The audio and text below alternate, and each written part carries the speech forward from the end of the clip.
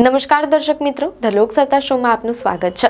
દેશના અનેક રાજ્યો તેમજ પડોશી દેશ નેપાળમાં વિદાય લેતા વરસાદે રવિવારે જે ભયંકર વિનાશ વેર્યો છે તેના દ્રશ્યો હૃદયદ્રાવક છે। પશ્ચિમ બંગાળના સુંદર પ્રવાસન સ્થળ દાર્જિલિંગમાં મુશળધાર વરસાદના કારણે સર્જાયેલા ભૂસ્ખલન અને પૂરથી સૌથી વધુ તારાજી થઈ છે। મીડિયા અહેવાલો અનુસાર અત્યાર સુધીમાં ભારત અને નેપાળમાં વરસાદ સંબંધિત ઘટનાઓમાં આશરે 85થી વધુ લોકોના મોત થયાના અહેવાલ છે અને લાખો લોકોનું જીવન અસ્તવ્યસ્ત થઈ ગયું છે। પશ્ચિમ બંગાળના ઉત્તરીય પર્વતીય વિસ્તારોમાં ખાસ કરીને દાર્જિલિંગમાં છેલ્લા કેટલાક દિવસોથી અવિરત વરસાદે તારાજી સર્જી છે। માત્ર દાર્જિલિંગ પર્વતીય વિસ્તારમાં જ ભૂસ્ખલન અને પૂરના કારણે આશરે 20 લોકોના કરુણ મોત નીપજ્યા છે, જ્યારે રાજ્યના અન્ય ભાગોમાં પણ 20 લોકોનો ભોગ લેવાયો છે। મુશળધાર વરસાદના પગલે થયેલા ભૂસ્ખલનને કારણે અનેક ઘર તણાઈ ગયા છે।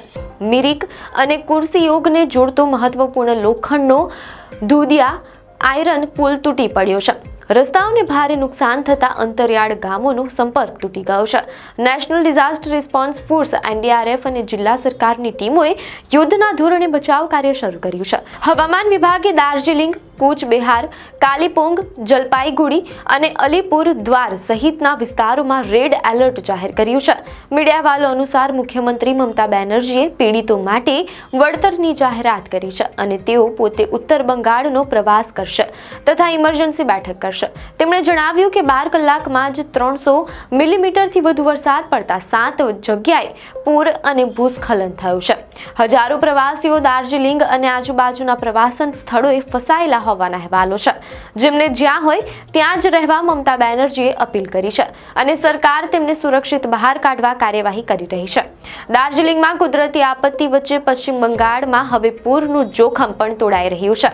આ જોખમ માત્ર ભારતની નદીઓથી નહીં પણ પાડોશી દેશ ભૂતાનમાંથી પણ આવી રહ્યું છે। મીડિયા અહેવાલો અનુસાર ભૂતાનના અધિકારીઓએ ચેતવણી આપી છે કે વાંગચુ નદીનું જળસ્તર એક બંધથી ઉપર વહી રહ્યું છે। સતત વધતા જળસ્તરના કારણે ઉત્તરીય બંગાળમાં પૂરનું જોખમ વધી શકે છે। ભૂતાનના અધિકારીઓએ આ અંગે પશ્ચિમ બંગાળ સરકારને કોઈ પણ પરિસ્થિતિનો સામનો કરવા માટે તૈયારી રાખવા જણાવ્યું છે। નેપાળની તમામ નદીઓ ગંગાને મળે છે, જ્યારે પૂર્વોત્તર ભારતમાં ભારે વરસાદના કારણે બ્રહ્મપુત્ર નદી છલોછલ વહી રહી છે। ગંગા અને બ્રહ્મપુત્ર બાંગ્લાદેશમાં મળે છે, તેથી અત્યારે ભારે વરસાદથી પૂરગ્રસ્ત બાંગ્લાદેશમાં પણ તબાહી વેરાવાની પૂરી શક્યતા છે। ઉત્તર બંગાળની જેમ જ બિહાર અને દક્ષિણમાં તમિલનાડુ પણ વરસાદના કહેરથી બાકાત નથી। ઉત્તર બંગાળની જેમ જ બિહાર અને દક્ષિણમાં તમિલનાડુ પણ વરસાદના કહેરથી બાકાત નથી।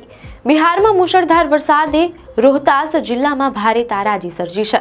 શનિવાર રવિવારની એક જ રાતમાં આખો જિલ્લો જળમગ્ન થઈ ગયો હતો।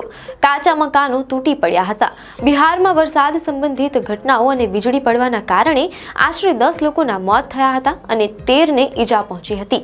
મીડિયા અહેવાલો અનુસાર રાજ્ય સરકારે ભોજપુરમાં મૃતકોના પરિવારજનોને વળતર આપવાની જાહેરાત કરી છે। દક્ષિણ ભારતમાં તમિલનાડુમાં પણ મુશળધાર વરસાદે સામાન્ય જનજીવન ખોરવી નાખ્યું છે। અરબ સાગરમાં સર્જાયેલા શક્તિ વાવાઝોડાએ તમિલનાડુના વાતાવરણ પર વિપરીત અસર કરી છે। હવામાન વિભાગે 9 ઓક્ટોબર સુધી 23 શહેરોમાં મધ્યમથી ભારે વરસાદની આગાહી કરી છે।